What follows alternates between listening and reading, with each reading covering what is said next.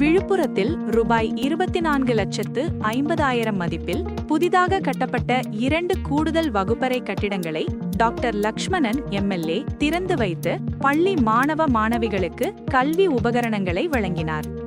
விழுப்புரம் சட்டமன்ற தொகுதி மேம்பாட்டு நிதியிலிருந்து சுமார் ரூபாய் 24,50,000 மதிப்பீட்டில் கட்டப்பட்ட 2 புதிய கூடுதல் வகுப்பறை கட்டிடங்களின் திறப்பு விழா கோலியனூர் பகுதியில் நடைபெற்றது.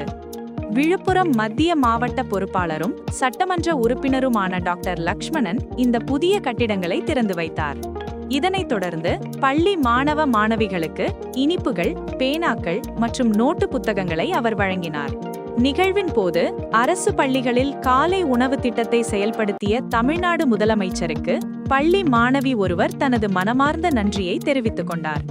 மாணவர்களின் கல்வி மற்றும் பசியை போக்கும் இத்திட்டம் தங்களுக்கு பெரும் உதவியாக இருப்பதாக அவர் நெகிழ்ச்சியுடன் குறிப்பிட்டார்.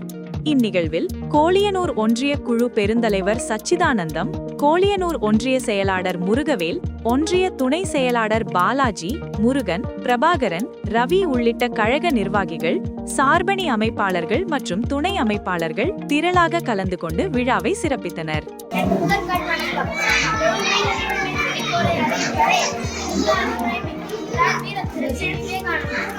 வழியில் ஈடுக்கப்பட்ட என் பள்ளியை மீட்டு இந்திய வடிவில் சுமரை கட்டித்தந்த சட்டமன்ற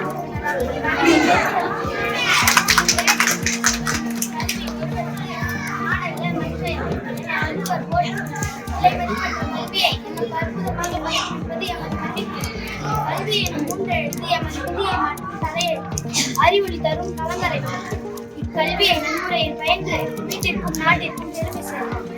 நன்றி.